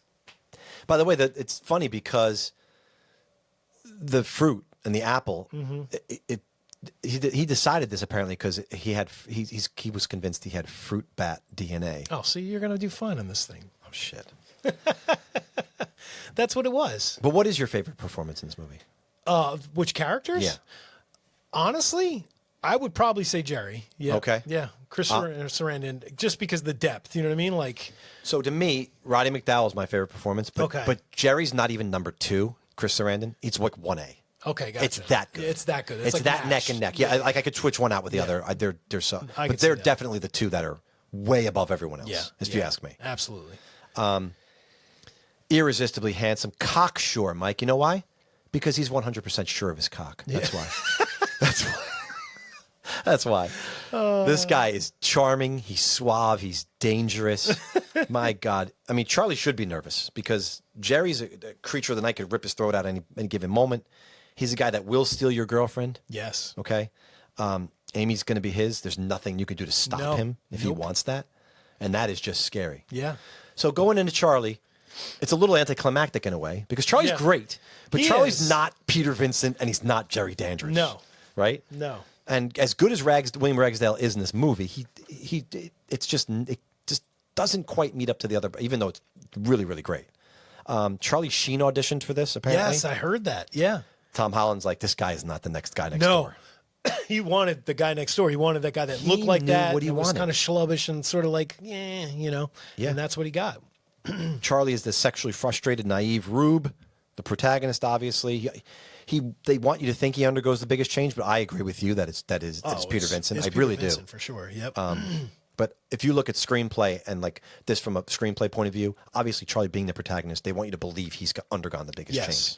But you and I have both discussed and refuted that already. He's the nicest guy too, right, Matt? He's Charlie? He's like the nicest guy. He's naive. He's naive, but he's nice. He's like a nice guy. I think he is nice, but I think his naivete makes him almost nice because he doesn't know corruption. He's not. You know what I mean? Look at this scene, right? You know, after they're walking out of Jerry's house, Evil's walking away, and there's like that great line, but he's like, where are you going? And he's like, I'm going home. Yeah. And he's like, no, we walk Amy home first. Yeah. That's like a nice guy. That's a nice guy thing to do. You know what I mean? But he's so damn whiny in the beginning. He is. Yeah, he is. Give me a break. We've been going together for a year, and all I hear is Charlie, stop it. Right. Like that one's not so nice. No, it's not. Right? No. So he made up for that with the other line. Right. Yeah. I agree with you. Yeah. Well, that's like a typical teen guy. You know, they're thinking with their dick and not with. Well, that's true. He's just not. But again, that's the change, right? He's not ready to have this. You know, be an adult, to have sex, to be experienced enough to earn Amy, all that stuff. And that's what he's got to earn it by the end of the thing. Yep. We're going to go to quotes? Yeah, let's do some quotes. Let's do it. Go ahead, Matt. You got to do the famous one, Mike. What? The most famous quote in this whole You do it movie. because I don't know what you're talking about. You sound clipped it like 17 times already. All right, well, say it. Oh, you're so cool, Brewster. I can't do it justice to that. No, line. I know. We just play it, I guess. But that line it outlived this movie, definitely. It did, yeah, absolutely. I wonder if kids in high school and like stuff in grade school were saying this. Maybe. Like after they saw the movie? Yeah, I know I did. It would have been cool. No, but I mean, like, it would have been cool, like, to see this in '85 and like go to school the next day. Oh yeah, yeah. And see who's like, yeah. I was saying it to regurgitating my all- friends. Like, No, yeah, I would. I did too. But I'm I saying was. in that moment, Yeah. was it a water cooler? Was it a cool like?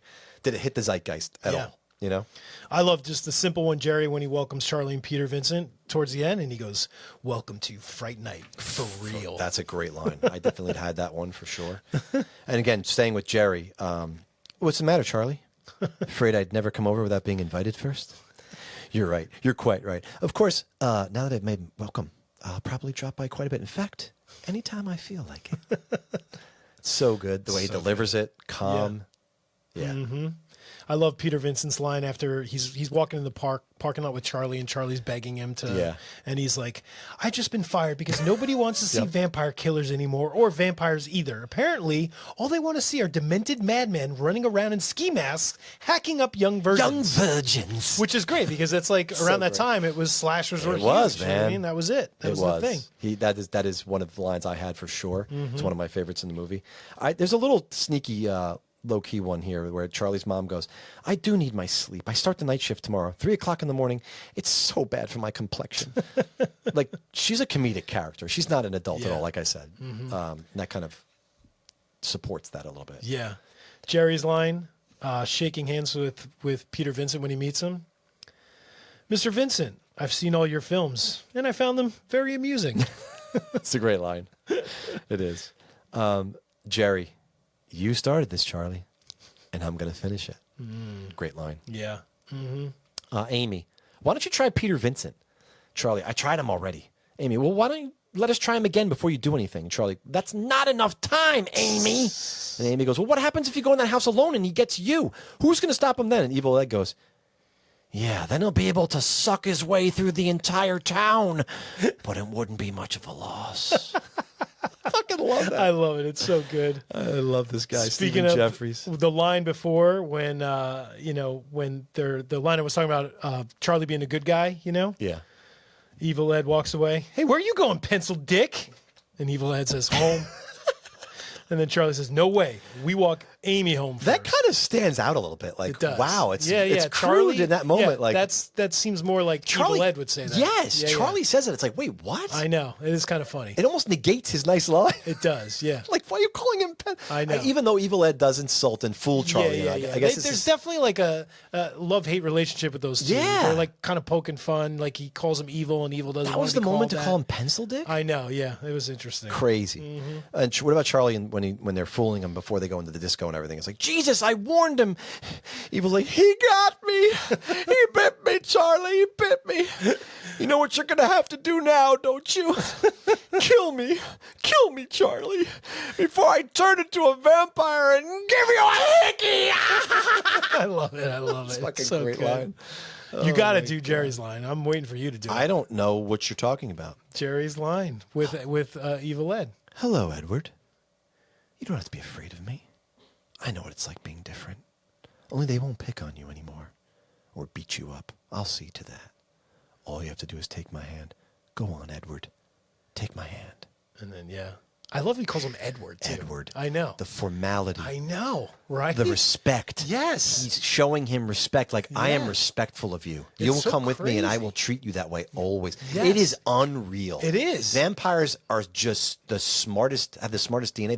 They can intuit things. Right. They know how you need to be spoken to. Right, Because exactly. Evil Ed was called Pencil Dick Yeah. not long before this. Right. I know. And now, he's calling him Edward. Yeah. It's regal. And he almost Right? knows he doesn't like to be It's called evil. prince-like. He's calling him Yes. by his proper name, you know? Exactly. Yeah, it's really good. And he knows Yeah. all of that. Yes. And it's beautiful. Yep. Yeah.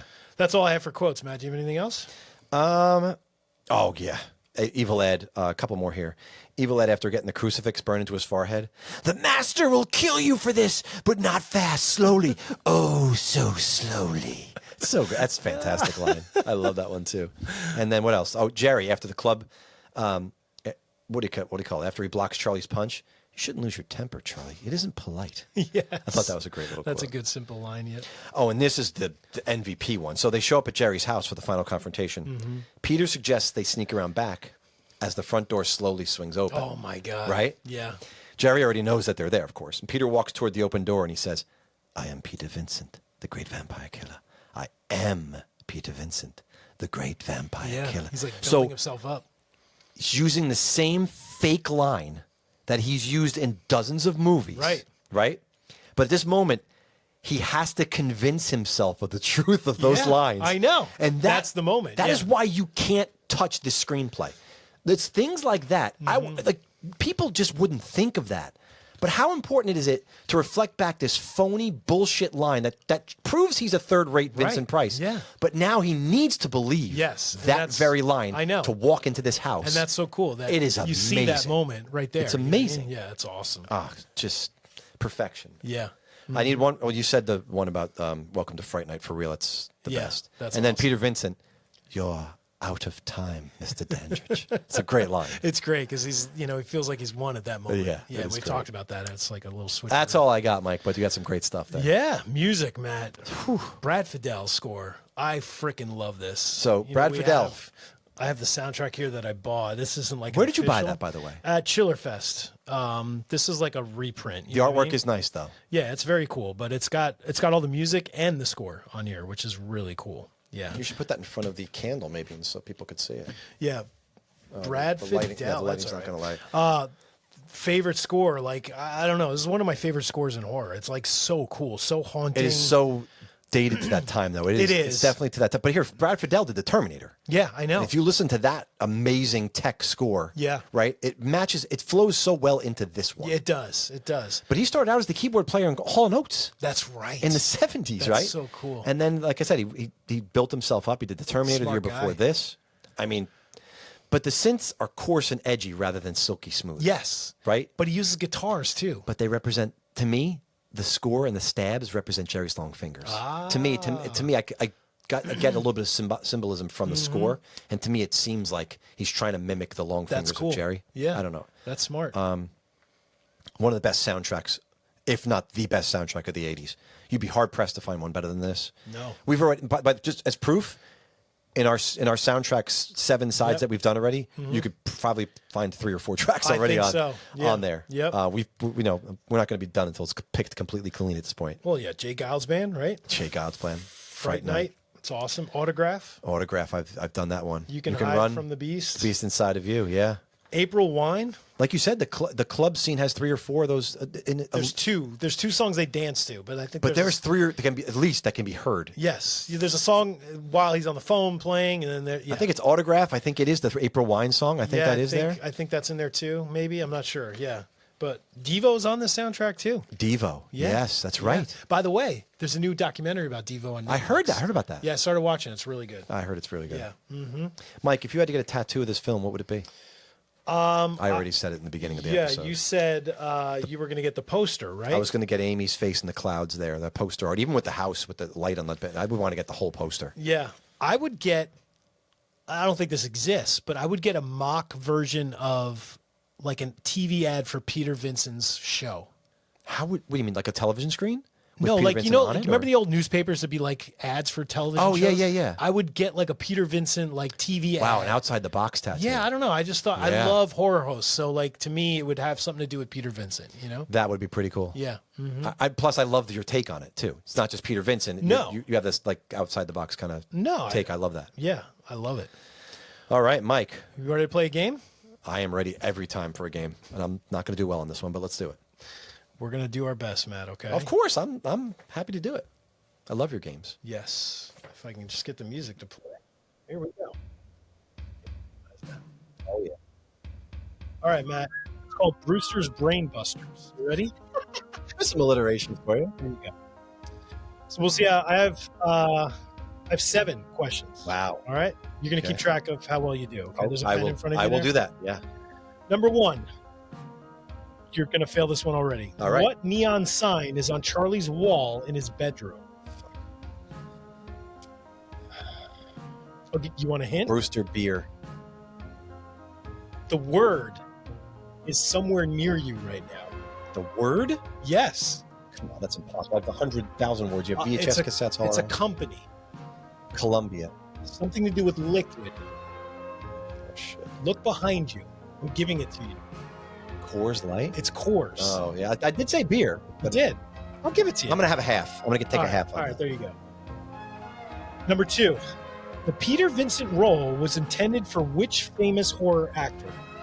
It was written for this famous horror actor, Tom Holland. wrote it. Vincent Price? Got it. Okay, that's what I was going to say. It had to be, right? hmm This is the one that I thought you were going to get wrong, but you mentioned it, and you're going to get it wrong. What type of bat is Jerry Dandridge? Yeah, fruit bat. Yeah, you got it. All right, you might not know this one. I just knew it because I looked it up. How many weeks did it take Tom Holland to write this incredible screenplay that you've been talking about this whole episode? 2? Close, 3. Okay. You got that one wrong. Number 5. The character, Peter Vincent, is named for 2 actors well known for their appearances in horror movies. Name the 2 actors. So didn't I say this earlier? I don't know. He's named for 2 actors. You're looking at your notes. He's cheating, everybody. I'm He's not cheating. I have this in my notes. He's named. So think of his first name and his last name. You'd probably figure it out if you thought about it for a second. Vincent. No, I'm gonna take a wrong on this because I forget. So it's What? Vincent Price. Yeah, that's one. Who's the other one? I don't know. It's Peter. It's not Peter Lorre. I don't know. Peter Cushing. Yeah, see, I blew it. I have my fucking notes and I lost it.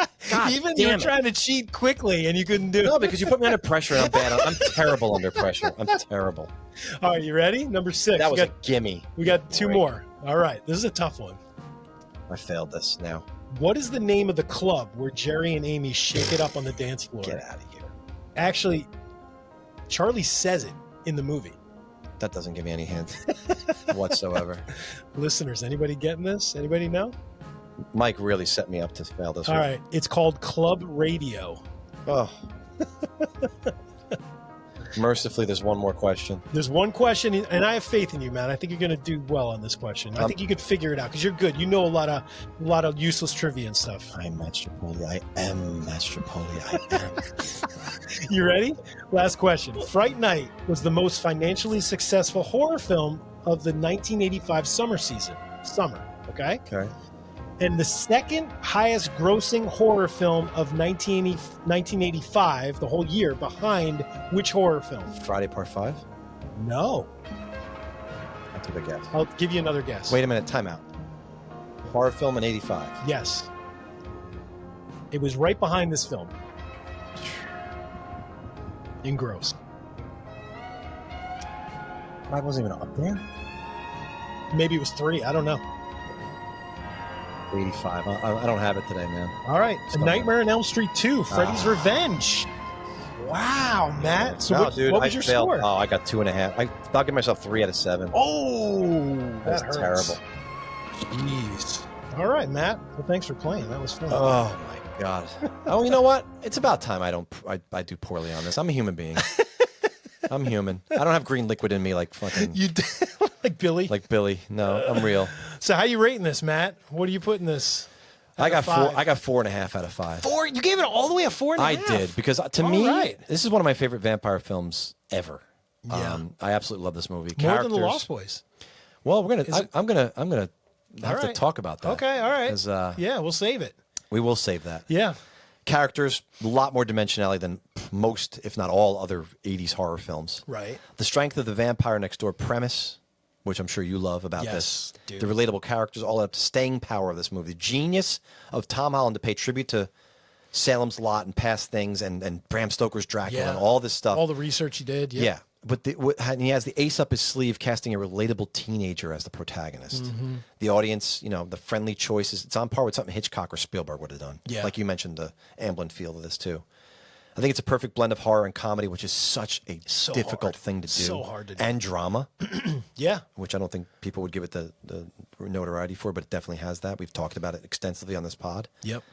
Feels grounded in reality, even though what we're watching is supernatural and obviously otherworldly. Yeah.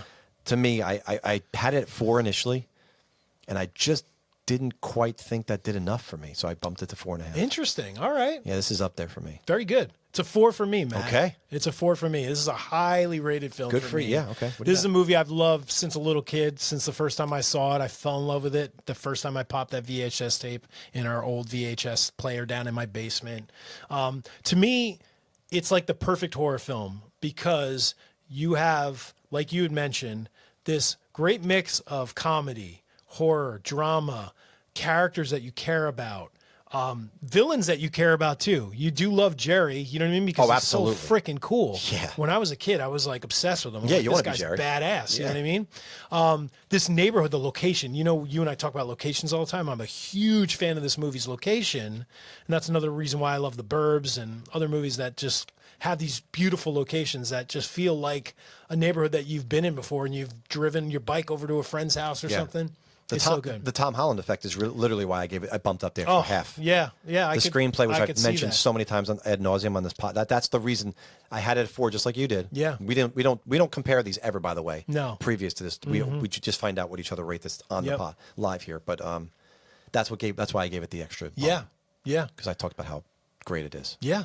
What are you pairing this with, Matt? All right. I have some interesting things here, and I really want to share these with the audience. Okay. There is a story in the 60s by Joyce Carol Oates. It's called Where Are You Going, Where Have You Been? It's a mid to late 60s short story. It's an innocent girl unwillingly lured to the dark world of adulthood by a supernatural handsome guy named Arnold Friend. Obviously, a lot of symbolism there. Right. Just a great story, and it reminded me so much because I was reading it with my son, actually. He was in okay, college, cool. and he had it this summer, and he had an English class. Yeah. And he had these great, she assigned awesome stories. Oh, that's cool. And I got really inspired. But when I read this, I'm like, damn, that's a lot. Because I was watching Fright Night, I was taking notes a Yeah, little bit yeah, at it the was time. around the same time. I'm like, you know what? That's kind of a cool little sub-read. Yeah, that's and it cool. reads a little bit similar. It's loss of innocence. So you're pairing a movie with a Well, I wanted to book. bring that up. I think Okay. I think it pairs well thematically Sure. speaking, like loss of innocence. The theme fits in it. But Mike, there's a great table read. I also want to mention Table Read podcast. Okay. They got the whole entire original cast together, No way. and they did a script read through of this Fright Night. The whole movie. The whole entire movie. Wow. 3 act breaks. Oh my God, They that's did the so first cool. act, the second they broke, and did a third, and then they released another episode, the second act, and then the third act. Oh, I gotta hear Mark Hamill fills in for Roddy McDowell. Oh, my God. And let me tell you, man, he kills it. That's He awesome. does such a great job in this movie as Peter Vince, because obviously Yeah. Roddy McDowell's Yeah, been yeah, dead for he's many dead, yeah. years. That's so cool. But all of them are back. Amanda Yeah. Beers, Stephen Oh, Jeffries. that's amazing. They're all there. Dandridge. Yeah. Chris Sarandon's Oh my there. God, I gotta hear this. You also get a clear sense of how perfect this screenplay is. Yeah, yeah. Clean, simple, it moves. It makes really a great companion piece to the movie Mm-hmm. and to this podcast that we just did. I think Fright Night 2 is really, how can you not watch Fright Night 2? I watch it. It's I love Fright Night 2. see, I don't love You it. picked it for your Sublime sequel, sir. I did, but I You don't did. love it. No, but it's a good pairing with Yeah. this. It's interesting to see where so the characters go. That's what you're pairing it with? Disturbia is a no-brainer. Oh, totally. Yeah. If you think about how It's much pretty it obvious. took oh from my God, yes. from this. I'm a sucker for these setups too. Mm-hmm. But honestly, to me, the best pairing of this movie would be The Lost Boys. If you want to watch the greatest, okay. if you want to watch the greatest double feature, Yeah, vampire, yep. 80s horror, 80s, period, yeah. vampire Yes. films, you cannot do better than Fright Night I'd and agree The Lost with Boys. that. Yeah, that would be amazing. I'm going to do The Burbs, Matt. That's a Talking great about one. locations. Yeah. Tone too. I feel like Tone's similar. You know, it's comedy. There's some horror elements in both. Agreed. I think there's a little more comedy on the Burbs side, but I would say that's true. But there's definitely some scary parts. When I was a kid, I was scared of the Burbs a little bit. You know what I mean? Yeah. Yeah. So I'm going to pair it with that because I think that's kind of fun. That's Joe Dante, though, right? Yes, Dante. Yeah. And Dante has a great sense of humor because he's does. Gremlins. He definitely has that sense of humor. Matinee. Yep. You can watch his films too and really get the sense that he knows how to balance comedy Yes. and horror. Yeah. In a very unique way. Mm-hmm. That's a great pairing. Well, that's it for Fright Night. Matt, we have just launched our fall lineup, our Halloween season lineup. Tell everybody, what do we got going on? Well, we just did Fright Night. Put me on the spot here, but we have going on, if you look in the background, those of you watching this on YouTube, big hint going on here. We got The Craft coming up in September. Coming in September, yep. We got Idle Hands coming in October. Beginning of October, we're going to crank that out. We have WDRK, the sequel, coming out. Yes. It's going to be fun. Tricks or Treats. Tricks or Treats 3 coming out. Yeah, where we talk about Halloween movies, you know, like that aren't, you know, kind of like off the beaten path. Yeah, we talk about whether they're tricks or treats. Right? Yeah. And how are we ending October? We are ending with a bang, Mike. And also the 30th. Yes. It's the 40th anniversary of Fright Night. Yep. It's the 30th anniversary of Halloween 6. Right? Curse of Michael the Myers. Curse of Michael Yeah. Myers. And we're going to do what we did last year, Matt, which was what? We're going to have people calling in Yeah, live to the show. Call in live. We're going to pull you up. You can be heard. So we will send information about that, guys. Yeah, everybody, we want people on this thing. When we know a lot of Halloween 6 lovers out there. Oh, yeah. And probably some haters, too. So Probably some haters. And join we're us opening as it up, well. too. You can talk about the producers if you'd like, a producer's cut. You can talk about the theatrical. There's things we love about both of them as well. Yep. So, it's not, Yeah, so one or the other. if you're not on the socials, because we are on Instagram, TikTok, and Facebook, you can also email us, aloneinthedarkpodcast@yahoo.com. So if you want to be a part of this call-in show, you can email us there. September's right around the corner, Matt. Literally, it's right at our back door. It's here, baby. Yeah, so fall has started. Hope everybody will enjoy their early fall. I'm excited. We got a lot of fun plans for you guys, and we can't wait to deliver it to you. So Spooky season's here, folks. this is Mikey saying, see you later. Maddie the same. All right, take care, guys. So